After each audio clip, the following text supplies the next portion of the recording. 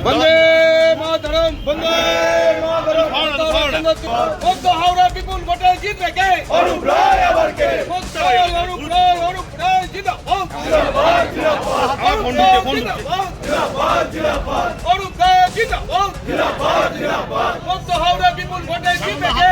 अरूप राय अमर के। मुक्त हावड़ा पीपुल पटेल जीतेंगे। अरूप राय अमर। बाइट। আমার দলনেত্রী মমতা বন্দ্যোপাধ্যায় এবং আমাদের সেনাপতি আমাদের ভবিষ্যৎ অভিষেক বন্দ্যোপাধ্যায়কে ধন্যবাদ।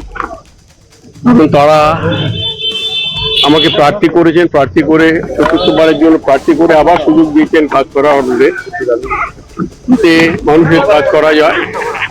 হাওড়ার মধ্য হাওড়ার সমস্ত মানুষের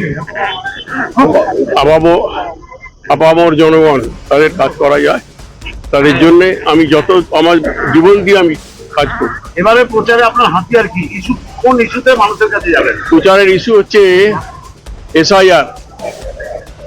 এসআইআর আমাদের প্রচারের ইস্যু, প্রধান ইস্যু।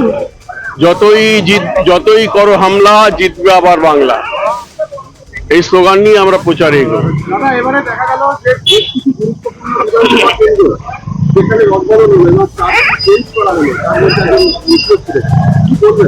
দল মনে করেছে বলে তাকে ক্যান্ডিডেট, তাকে বাদ দিয়েছে।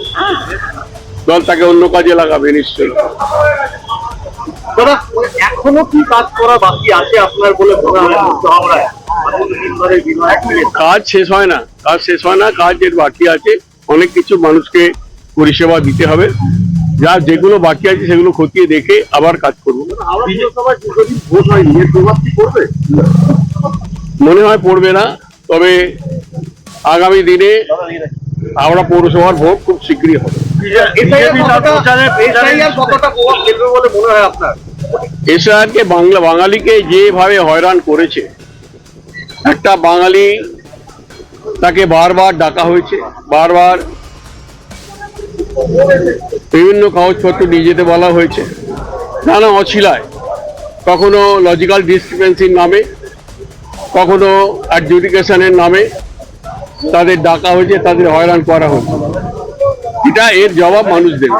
গতবারের তুলনায় কি এবারে মার্জিন বাড়বে, আরো 1 লাখ ছাড়াবে?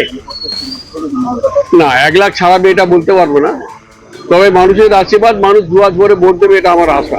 প্রতিপক্ষ বিজেপি তারা চার্জশিট তৈরি করেছে বিধানসভা ভিত্তিক, মধ্য হাওড়ারও চার্জশিট তৈরি করেছে অনুন্নয়ন নিয়ে, অর্থাৎ সেখানে বিশেষ করে ইলিগাল কনস্ট্রাকশন, যে মন্ত্রী নজরদারি নেই কেন, এই বিভিন্ন রকম ইস্যু আছে। এইটা নিয়ে কি বলবেন? ইলিগাল কনস্ট্রাকশন হচ্ছে, এটা আমি অস্বীকার করবো না।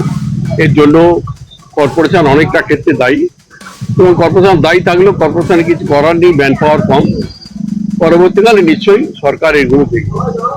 তবে কর্পোরেশন কাজ করছে, কর্পোরেশন তার ন্যূনতম ক্ষমতা নিয়ে কর্পোরেশন ডেমোলিশ করছে, নোটিশ পাঠাচ্ছে, নানা ধরনের বেআইনি কার্যকলাপের বিরুদ্ধে কাজ করছে। ठीक है दादा, राम को लेके हिंदी राजनीति की जा रही है, क्या कहेंगे? राम का नाम बदनाम ना करो।